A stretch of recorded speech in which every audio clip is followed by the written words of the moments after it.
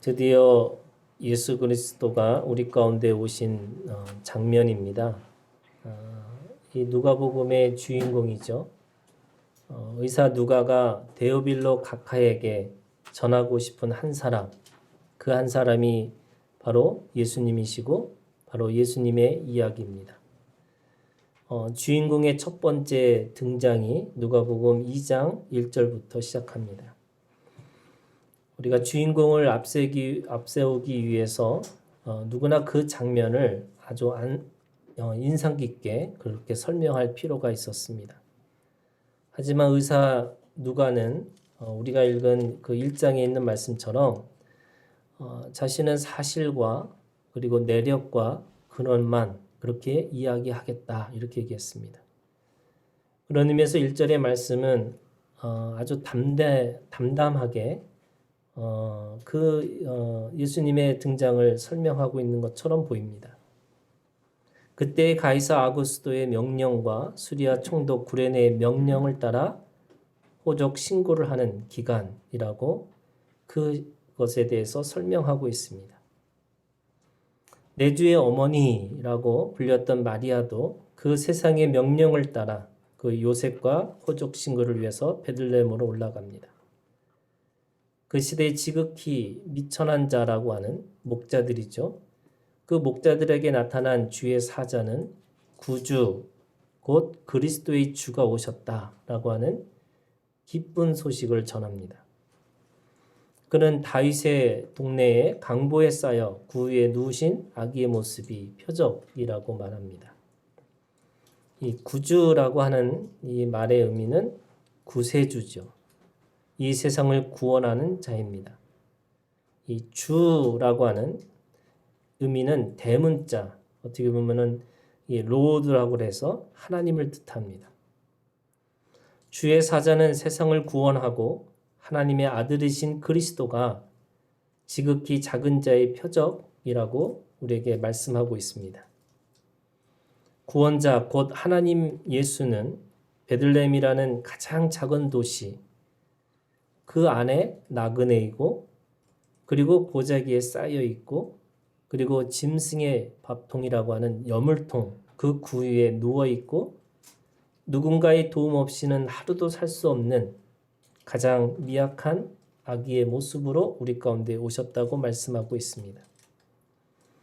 첫 장면에 드러나신 예수님은 당연히 아기로 오셨기 때문에 아무 말씀도 없죠. 세상에 말씀으로 오셨고 그리고 말씀을 선포하러 오셨고 말씀을 성취하기 위해서 오신 그분은 침묵하십니다. 아무 말도 없습니다. 오직 보이지 않는 그 수많은 천군 천사들과 그 천사만이 노래를 부른다고 우리에게 말씀하고 있습니다. 그 노래에는 지극히 높은 곳에서는 하나님께 영광이요 땅에서는 하나님이 기뻐하시는 사람들 중에 평화로다. 그 영광과 평화의 노래를 우리에게 불러줍니다.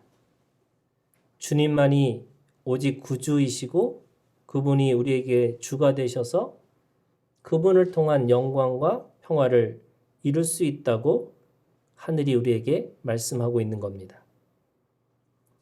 그런데요, 땅의 말은 다릅니다. 오늘 1절에 가이사라라고 하는 로마의 황제, 이것을 시저라고 그랬죠.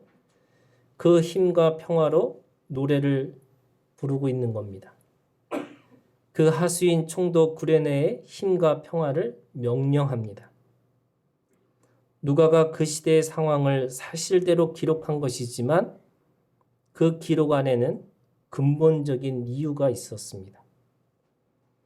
그 시대는 하나님이라고 불린 로마의 황제가 자신의 영광과 세상의 평화를 말합니다. 우리가 너무나 잘 알고 있는 것처럼 팍스 로마나입니다. 로마의 평화의 시대가 바로 가이사 아구스토라고 하는 이 황제로부터 시작합니다. 이 가이사라고 하는 말은 시저라는 말이고 아구스토라는 말은 아우구스투스라는 말입니다. 시저의 후계자인 옥타비아누스는 바로 아우구스투스라는 칭호를 이 원로원한테 받는데 그가 바로 오늘 우리가 읽은 이 가이사 아구스토입니다. 가이사는 사람의 이름이었죠. 시저는 사람의 이름이었습니다. 그런데 그것이 나중에 황제의 의미로 그 신의 경지에 이른 세상의 주인 또 하나님이라는 뜻과 같이 불려졌습니다. 그리고 아구스토라고 하는 말은 신성한 사람이란 뜻입니다. 그러니까 하나님의 아들이 된 거죠. 시저 이 아우구스투스라고 하는 오늘 우리가 읽은 가이사 아구스토라고 하는 말은 바로 시저랑 가이사라고 하는 하나님 또 아구스토라고 하는 하나님의 아들이라고 하는 뜻이 있습니다. 그런 의미에서 그가 구원자고 그가 세상의 주인이라고 하는 것을 이야기하고 있는 겁니다. 그리고 호적 신고를 하는 거죠. 이 호적 신고를 하는 것은 두 가지 의미가 있습니다. 하나는 군사를 모집하려고 하는 이 군인들을 징집하려고 하는 이유가 그 호적하는 그 신고하는 이유가 있었고 두 번째는 세금을 거두려는 이유였습니다. 로마의 평화라고 하는 것은 이처럼 힘으로 억압해서 조종하는 평화였고 그리고 그 안에 최고의 지식과 최고의 아름다움을 말하지만 결국 그것은 세속의 정신으로 이루어진 평화였습니다. 가이사 아구스토는 그 당시의 사람들에게는 현존하는 진리였고 사람들에게는 존경과 사랑을 받는 존재였습니다. 그의 외모는 당대의 최고의 아름다운 그리고 그의 지성은 최고의 지성이라고 알려졌습니다. 모두가 흠모할 만한 아름다운 조각상 같은 외모 그리고 최고의 지성을 겸비하고 있는 그가 우리가 너무나 잘 알고 있는 것처럼 로마의 타락, 로마의 정치적인 술수에 어떻게 보면 가장 최고의 경지에 이른 사람의 모습일 것입니다. 로마 하면 군사력이죠. 그 군사력과 권력의 힘은 사람들을 노예로 이용하고 자신의 욕망과 욕심을 채우기 위해서 끊임없이 죽이는 그 정치력과 그 권력을 사용하고 있습니다. 그래서 호적 신고라고 하는 이 제도도 사람들을 어떻게 누리고 어떻게 보면 가장 편안하게 만들기 위한 것이 아니라 그것을 어떻게 사람들을 억압하고 짓누를 수 있을까라고 하는 하나의 제도라고 할 수 있습니다. 로마의 영광, 로마의 평화는 그런 의미에서 전쟁을 통한 공포의 결과였고 욕망의 결과였습니다. 하지만 천군 천사와 그 천사가 노래한 예수 그리스도의 영광과 평화는 다르죠. 예수님이 계신 곳, 어떻게 보면 최고의 정치, 경제, 예술의 도시 로마와 비교할 수 없는 그 초라한 베들레헴이었습니다. 아기 예수님은 힘도 없고 능력도 없습니다. 사람을 조종할 필요도 없고 그 지식과 아름다움도 필요 없습니다. 성경은 우리에게 그에게 흠모할 만한 아무것도 없다라고 이야기합니다. 그의 곁에는 오직 그 부모밖에 없습니다. 그리고 가장 미천한 목자들이 그를 경배합니다. 다른 사람들의 눈에는 천군 천사들이 보이지 않고 그들의 노래가 들리지 않습니다. 하지만 주의 사자는 분명하게 11절에 그 말씀 안에서 분명하게 선포합니다.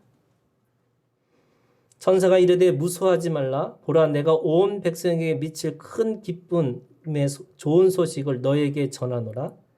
그러면서 오늘 다윗의 동네에 너희를 위하여 구주가 나셨으니 곧 그리스도 주시니라. 구주, 구원자죠. 주, 이 세상의 진정한 하나님, 그 하나님의 아들이라고 고백하고 있는 겁니다. 아기 예수님이 구주입니다. 세상을 구원하는 구세주입니다. 그 생명의 구원자라고 말씀하고 있습니다. 그분이 우리의 하나님의 아들이시고 뿐만 아니라 그 아기가 그리스도 주라고 고백하고 있습니다. 단순한 이스라엘의 이스라엘의 하나님이 되는 거고 하나님의 그 주인이 되는 것이 아니고 결국 세상의 모든 세계의 주인이고 그리고 영원한 진리이고 그분이 곧 하나님이시라고 우리에게 분명하게 가르치고 있습니다. 여러분, 이것이 얼마나 놀라운 고백입니까? 아기 예수가 우리의 하나님이고 하나님의 아들이고 하나님의 영입니다. 아기 예수님만이 우리의 유일한 길이고 진리고 생명입니다. 다른 이름을 우리에게 주시지 않았습니다. 데오빌로 각하는 이 세상의 사람이죠. 그에게는 황제가 하나님이고 하나님의 아들이고 하나님의 영일 것입니다. 하지만 누가는 아주 분명하게 얘기합니다. 아니라고. 그 근원을 분명하게 알려주고 있습니다. 절대로 황제의 논리는 세상에 생명을 줄 수도 없고 그 생명이 영원할 수 없다는 사실을 아주 분명하게 깨닫게 하고 있습니다. 아기 예수, 그 이름에 생명의 진리 지식이 있습니다.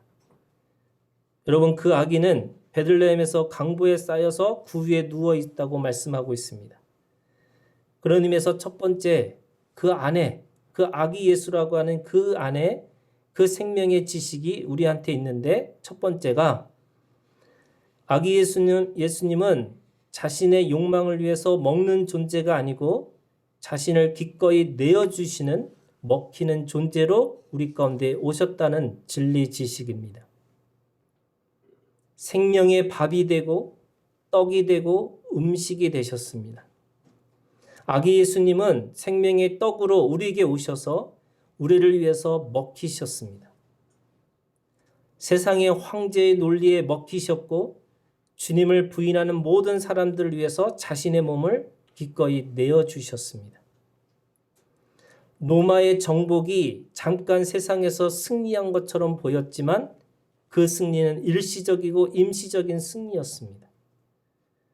내어주는 것만이 하나님의 생명력이고 생명의 본질이기 때문에 내어주는 것이 영원한 사랑, 하나님이시기 때문에 주님의 자리에 있을 수 없기 때문에 그분은 우리에게 영원한 진리가 되셨습니다. 베들레헴, 이 말은 떡의 집이죠. 이 떡의 집으로 오신 주님이 모든 생명의 떡이 되셨습니다. 구유는 먹이는 공간이면서 동시에 그 죽음을 맞이하는 죽음의 자리입니다. 그 죽음의 자리에 아기 예수님이 누워 계십니다. 죽음의 자리를 누르고 영원한 생명의 존재로 그곳에 누워 계십니다. 두 번째, 그 생명의 지식은 아기 예수는 모든 것을 가진 존재가 아니고 아무것도 없는 존재로 오셨다는 진리 지식입니다. 하나님이 사람이 되셨어요. 그 사람 가운데서도 종으로 오셨습니다. 종 가운데서도 가장 연약한 아기의 모습으로 우리 가운데 오셨습니다.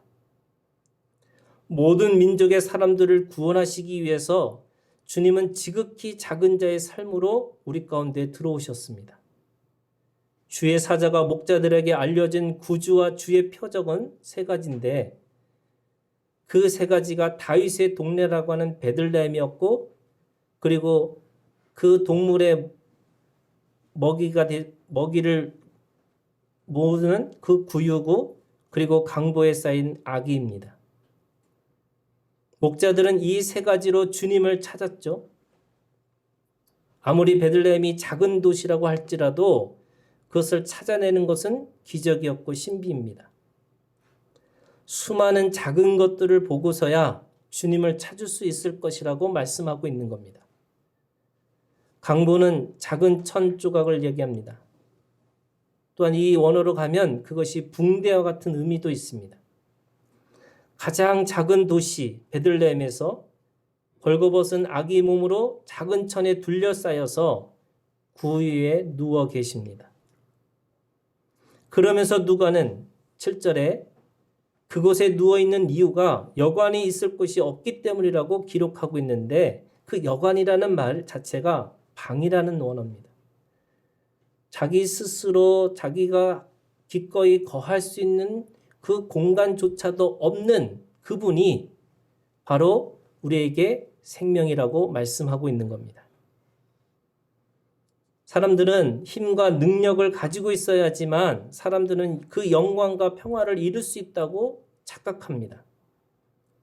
이것이 세상의 법칙이고 죽음의 지식입니다. 하늘의 법칙은 다르죠. 생명의 지식은 오히려 아무것도 없는 것이 세상을 이기고 죽음을 이기고 진정한 사랑을 할 수 있다고 우리에게 분명하게 가르치고 있습니다. 하늘의 영광과 평화를 이룰 수 있는 지식은 오직 사랑뿐입니다. 주님은 세상에 아무것도 가지고 있지 않고 오직 하늘의 사랑만 가지고 우리 가운데 오셨습니다. 큰 자가 작은 자를 섬기는 것처럼 큰 자는 소유로 말하지 않고 오직 사랑의 크기로 그것을 말하고 있습니다.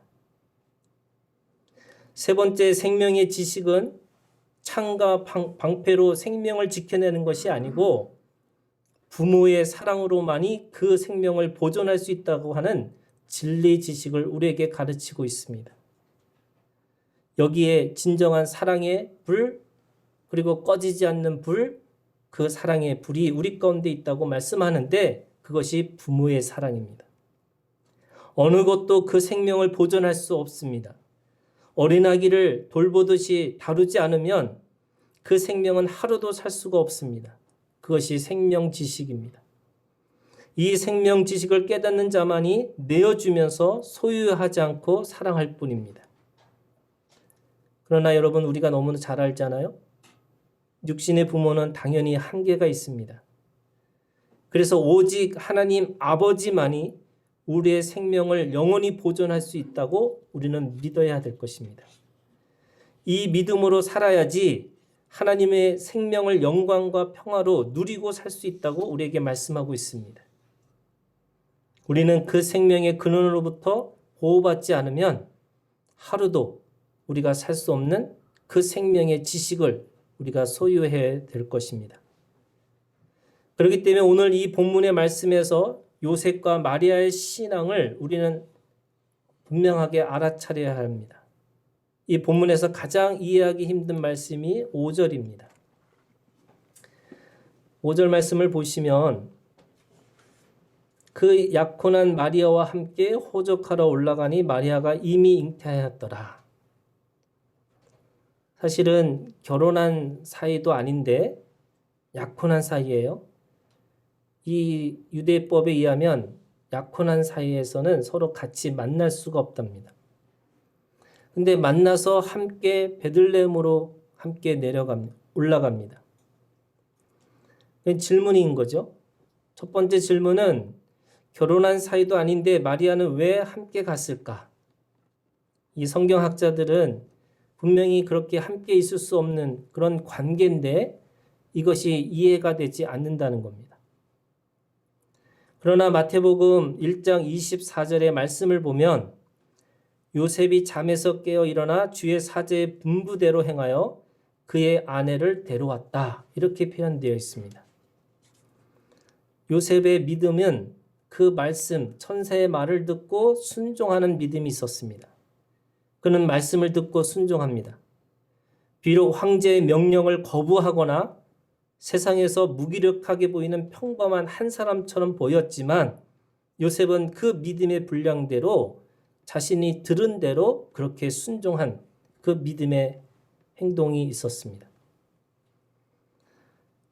그래도 또 두 번째 질문이죠. 그럼에도 불구하고 왜 만삭에 있는 그 마리아가 그 나사렛에서 베들레헴까지 그렇게 갈 수밖에 없었을까? 사람들은 그 거리가 이 나사렛에서 베들레헴까지의 직진 거리를 170km라고 얘기합니다. 그러니까 군인들이 아무리 그렇게 빨리 걸은다 할지라도 7일 이상이 걸리는 거리라고 합니다. 아이를 품은 여인이 그 거리를 걷는다고 하는 것은 그리 쉽지 않은 여행이라는 것을 우리가 알 수 있습니다. 더구나 오늘 말씀해 보니까 쉴만한 방, 그 쉴만한 여관도 없습니다. 생존을 위한 아주 기초적인 여건도 마련되지 않은 그 여행을 왜 그렇게 감행할 수밖에 없었을까? 저는 그 안에 마리아의 신앙이 있다고 믿습니다. 성경은 그것에 대해서 우리한테 정확하게 알려주지 않습니다. 다만 가장 편안하게 구유에 누워 계신 아기 예수님을 상상해 볼 때 저는 아기 예수님은 부모인 요셉과 마리아를 신뢰하고 계셨다고 믿습니다.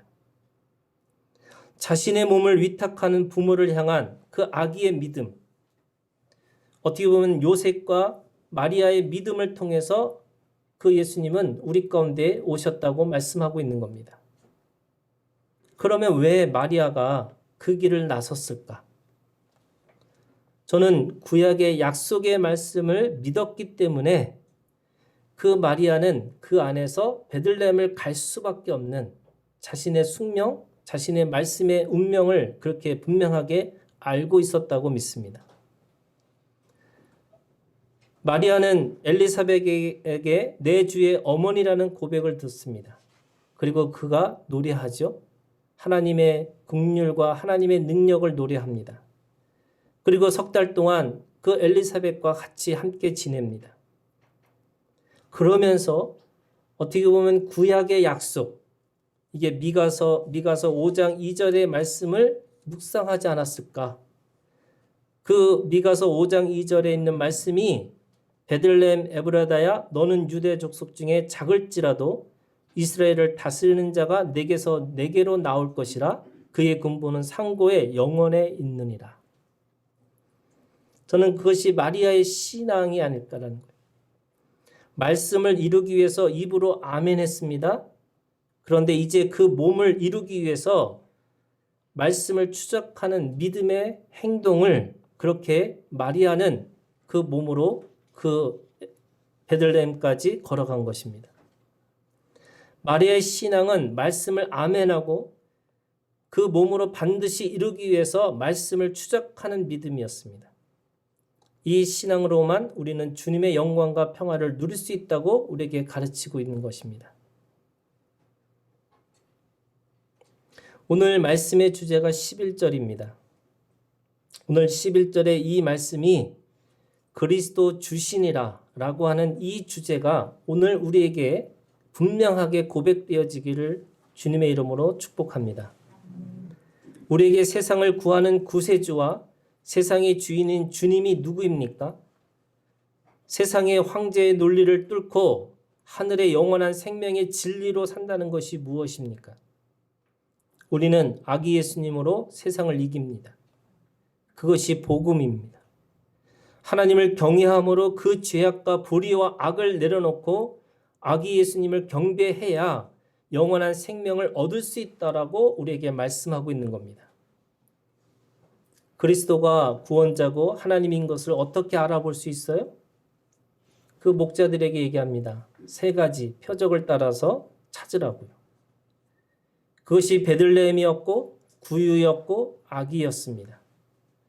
여러분, 베들레헴은 아브라함과 다윗으로부터의 약속의 성취였고 구유는 생명의 양식으로 내어주는 하나님의 말씀이었고 아기는 하나님 아버지와의 관계, 그 생명 관계를 우리에게 말씀하고 있습니다. 황제의 논리, 현존하는 진리를 이길 수 있는 유일한 방법은 그 베들레헴에서 태어나서 구유에 누워 계신 아기 예수님을 찾아가 경배하는 일입니다.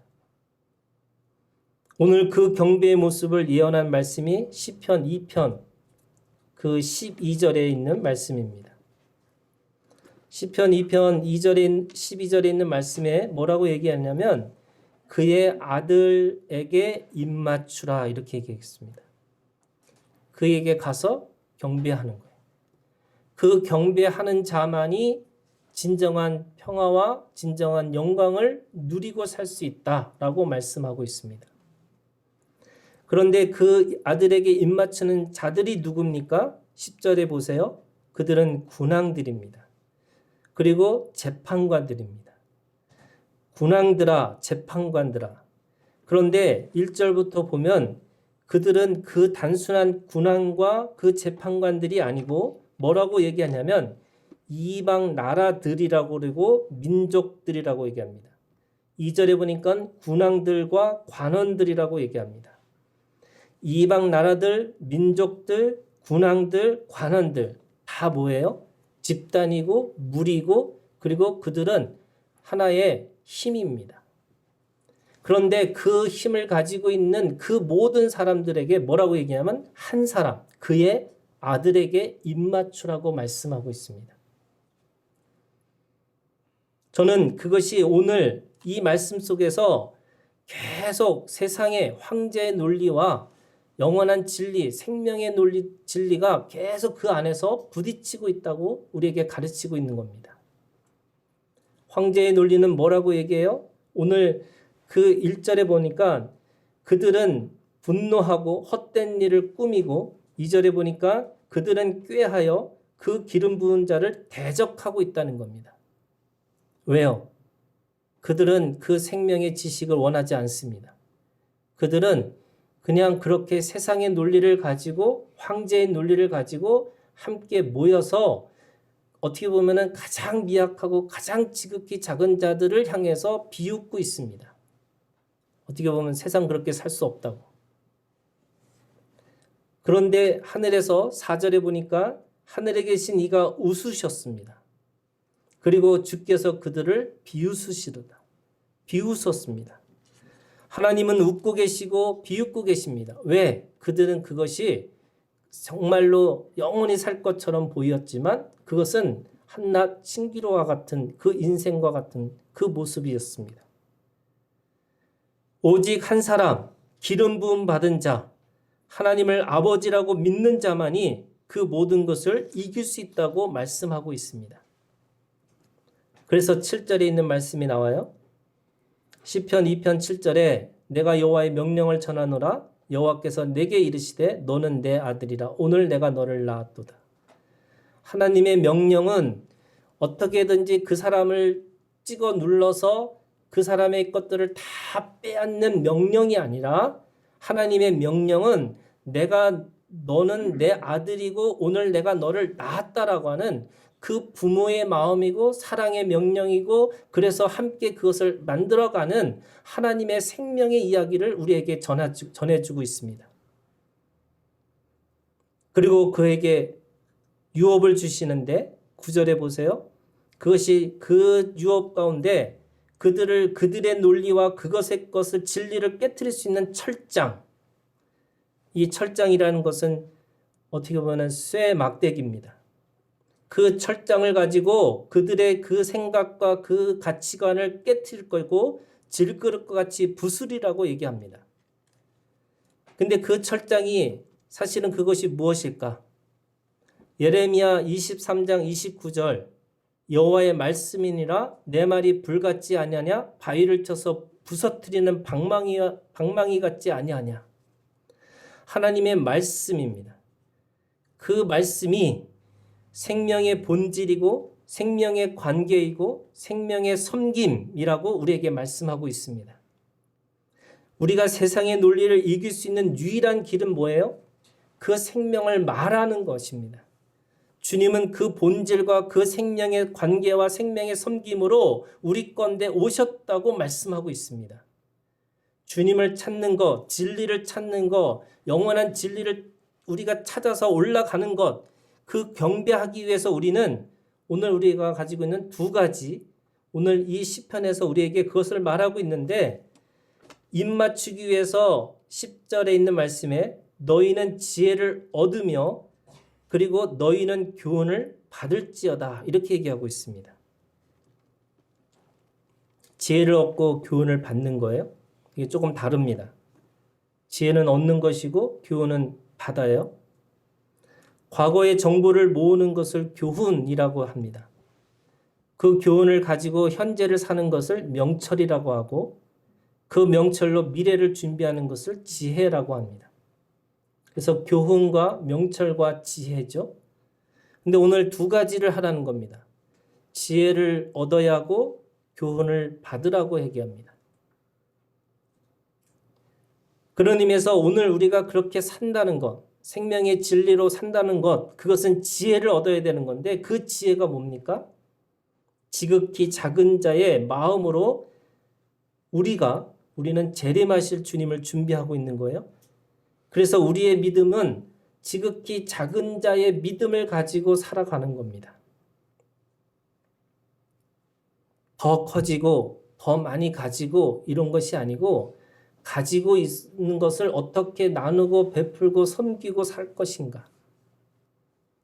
내가 아무것도 없는 자가 아니라 여러분 하나님 앞에 우리가 아무것도 없기 때문에 오직 믿음이 있고 우리가 아무것도 없기 때문에 오직 우리에게 영원한 사랑이 우리 가운데 있다고 우리에게 말씀하고 있는 겁니다. 그런 의미에서 위로 향한 시선을 낮추셔야 되는 거예요. 이게 지혜입니다. 무릎을 꿇어야 하는 것이 지혜입니다. 힘들지만 발걸음을 베들레헴으로 향할 수 있는 용기, 그것이 지혜입니다. 이것이 지극히 작은 자의 믿음이죠. 여러분 구유에 누우신 아기 예수님을 나의 구주와 나의 주님으로 고백하기 위해서는 우리는 몸을 낮추셔서 그를 찾아다녀야 합니다. 그를 찾으면 그에게 입을 맞추기 위해서 자신의 몸을 구부려야 합니다. 생명의 지식을 가지고 있다면 우리는 생명의 지혜로 살아야 되는 것이죠. 지식은 우리를 준비하게 하고 그렇게 살도록 지혜를 허락하셨습니다. 두 번째 여러분 교훈을 받으셔야 됩니다. 지혜는 얻는 거고 교훈은 받는 것이라고 한다면 교훈을 받기 위해서 첫 번째 하는 것이 뭐냐면요. 꾀를 버리고 헛된 일을 멈춰야 되는 거예요. 우리가 가지고 있는 삶의 모든 지식이라는 것이 어떤 거냐면 교훈이라는 건 뭐냐면 어떻게든지 꾀를 써서 어떻게든지 그걸 통해서 방법을 찾아서 뭔가 그 문제를 해결하려고 하는 겁니다. 문제를 해결하는 게 아니고요. 여러분 사람을 찾으셔야 됩니다. 이게 여러분 우리에게 주신 교훈이에요. 그 사람을 찾는다는 게 뭐냐? 자신의 꾀를 버리고 헛된 일을 멈추는 거. 이게 뭐냐면 가장 자연스러워져야 되는 거예요. 우리가 하나님 앞에 하나님의 사람으로 살기 위해서 정말 평화와 우리가 하나님의 영광을 누리고 산다는 것이 뭐냐? 그것은 결국 우리가 가장 하나님이 나에게 주신 나의 나됨을 가지고 살아가는 겁니다. 그러기 위해서 자연스러워지셔야죠. 하나님의 생명의 지식은 가장 자연스러운 자만이 교훈으로 받을 수 있다고 말씀하고 있습니다. 그 자연스러움으로 듣는 것이 뭐냐면 귀가 열리는 거예요. 여러분 교훈은 받는 거잖아요. 어떻게 받아요? 듣는 귀로 받는 겁니다. 땅의 소리가 아니라 하늘의 소리를 들어야 하는 거죠. 세상의 우렁찬 소리가 아니고 미세하지만 생명의 소리, 내 마음의 내 내면의 소리, 하나님이 주시는 그 주의 사자가 우리에게 들려주는 그 말씀을, 그 소리를 들으셔야 됩니다. 아기가 우리의 평화고 아기가 우리의 영광, 하나님께 영광이라는 그 소리를 들은 겁니다. 이것이 교훈입니다. 베들레헴과 구유와 아기가 우리에게 보여진 표적이고 기쁜 소식입니다. 여러분 베들레헴은 가장 작습니다. 하지만 그 안에 생명의 양식을 주는 떡의 집이라고 우리에게 말씀하고 있습니다. 구유는 가장 보잘것없습니다. 하지만 먹을 것을 담는 생명의 공간입니다. 아기는 가장 연약합니다. 하지만 그 아기가 생명의 근원입니다. 오늘 황제의 논리가 우리를 억누르고 우리를 좌지우지하는 것처럼 보인다고 해도 그 안에서 지혜를 얻고 교훈을 받아서 오늘 우리가 주님 앞에 지극히 작은 자를 경배하고 지극히 작은 자에게 입맞추는 그 인생으로 살아가는 우리 하나교회 지체들이 되시기를 주님의 이름으로 축복합니다. 기도하겠습니다.